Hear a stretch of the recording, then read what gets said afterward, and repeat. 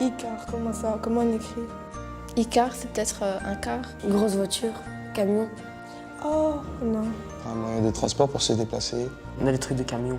Un car avec des ordinateurs. Quelque chose d'électronique. Moi, je pense en fait d'une sorte de car, mais enfin, je sais pas, plus petit comme ça.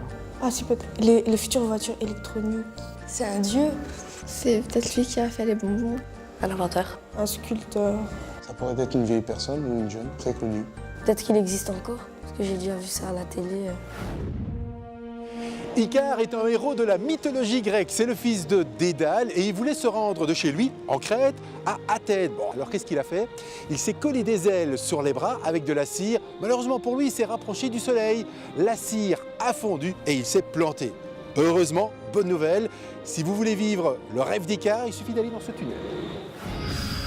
Bienvenue dans le simulateur de chute libre situé à côté de l'aéroport de Charleroi. La soufflerie est puissante, mais vous ne risquez pas d'être propulsé jusqu'à l'intérieur d'un avion au décollage. Le tunnel est impressionnant, mais sécurisé au maximum.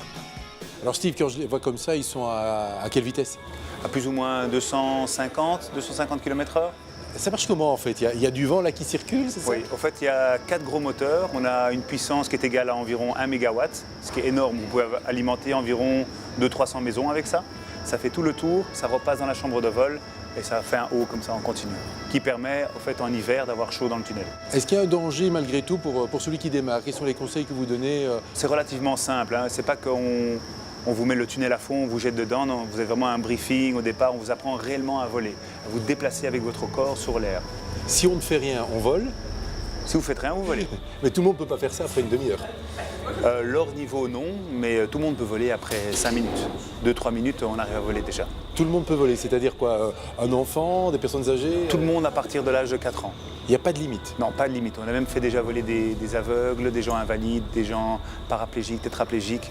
On fait vraiment voler tout le monde. On ne subit pas, on vole. C'est vraiment c'est ça toute la magie. C'est le vent qui vous Il pousse? faut d'abord d'ailleurs savoir ne rien faire avant de savoir voler. Pour trouver un point d'équilibre? Voilà, exactement. Chercher sa balance. Ça balance, oui. Et puisque tout le monde peut jouer dans le vent le plus puissant du pays, Simon, 5 ans, s'est porté volontaire. On est prêt pour le cours de Clément, le pro des alizés en boîte.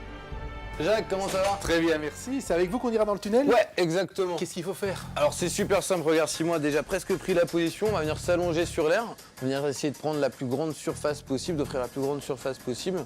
Ça va? Super. On pourra Nickel. aller voir Bah si Icare, tu veux bien, fort sûr. Chiche. On va aller super haut. Allez.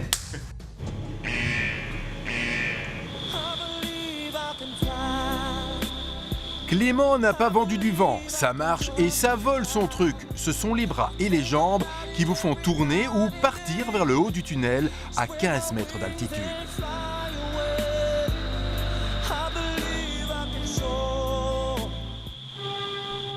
Baptême de l'air réussi pour Simon.